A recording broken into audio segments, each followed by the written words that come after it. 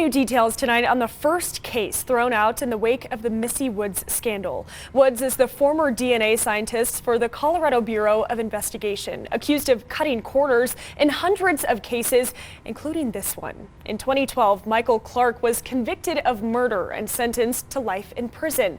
His conviction was nearly 20 years after Marty Grisham was killed in Boulder. During his trial, Woods connected Clark to the crime scene through DNA found on a container of lip balm. But Clark's lawyer says additional testing found the DNA was unlikely to be his. All of that leading up to Clark's release yesterday. Colette Bordelon with Scripps News Group in Denver was there as he left the Boulder County Jail. She explains why he's not completely free just yet. In Boulder, the seasons keep changing. Today's the day. But for one family, time stood still since 2012. This has always felt to them like a day that had to come. A day that dates back to 1994 to fully understand. We have been waiting for this. Mike has been waiting for this. It was at this Boulder apartment complex where Marty Grisham answered a knock on his door more than 30 years ago when he was shot and killed. Since the day I met Mike, I knew he was innocent.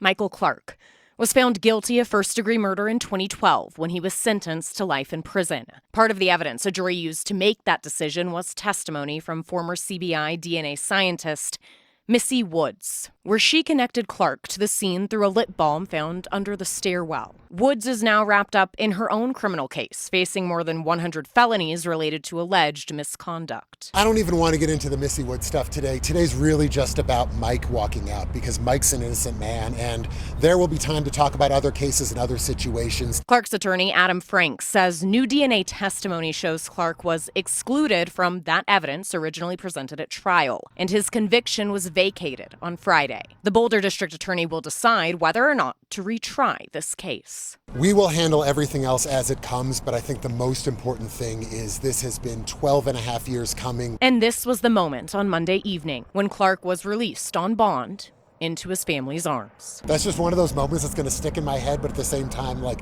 the actual moment's a blur. It's just, I can't believe it was that long coming, and I'm so happy that it happened. Clark spoke for a moment, standing alongside his wife and kids. I'm amazed to see this many people here to see this, but thank you for coming, and I'm just so grateful to be here and be with them and move on with our lives. Before heading home for the first time in over a decade. Whatever they want to do with me is what I'm going to be doing. So, yeah. All right, if you guys want to go home. A homecoming, a family, and a wait that's over for the time being. Colette Bordelon, Scripps News Group.